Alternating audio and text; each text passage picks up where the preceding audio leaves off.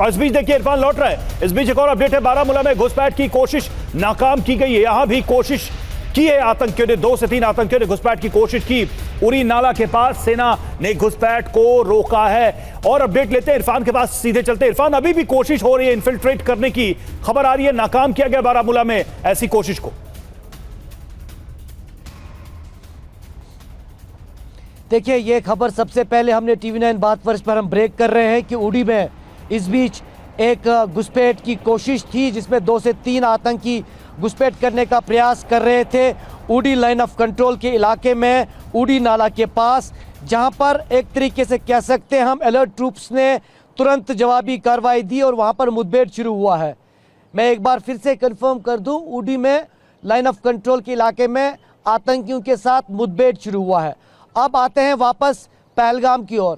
पहलगाम में जिस तरह मेरे सहयोगी अंकित भी कह रहे थे और लगातार हम कल से कह रहे हैं, ये जगह ऐसी है पहलगाम जहां पर आतंकी हमला अंजाम दिया गया है, जो पूरा रैकी करके सिलेक्ट किया गया है इस आइसोलेटेड इलाके को, जहां पर सुरक्षा बलों की तैनाती बहुत कम रहती है।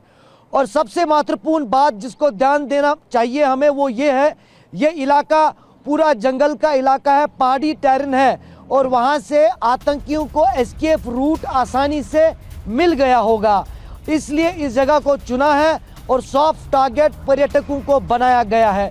ये काफ़ी समय से इस तरह का अटैक सिविलियंस पर खासतौर पर कश्मीर घाटी में नहीं देखा गया था और ये सीधे एक तरीके से न केवल टूरिस्ट्स पर या देश के नागरिकों पर हमला है, बल्कि कश्मीर की कश्मीरियत और यहाँ की इकोनॉमी और यहाँ की नॉर्मलसी पर हमला है। जिस तरह का पैनिक क्रिएट किया गया इस हमले के बाद। और आंकड़ों की बात करें, कल से सबसे पहला जो प्रेफरेंस था यहाँ प्रशासन का या जम्मू कश्मीर पुलिस का, वो ये था। इरफान, लेकिन आपसे एक चीज और हम समझना चाहेंगे, में इलाज दिया इरफान एक चीज और समझना चाहेंगे, एक सवाल इसको लेकर और भी है, लेकिन इस वक्त सुबह एक और बड़ी खबर सामने आई। 1 मिनट के लिए आपको रोक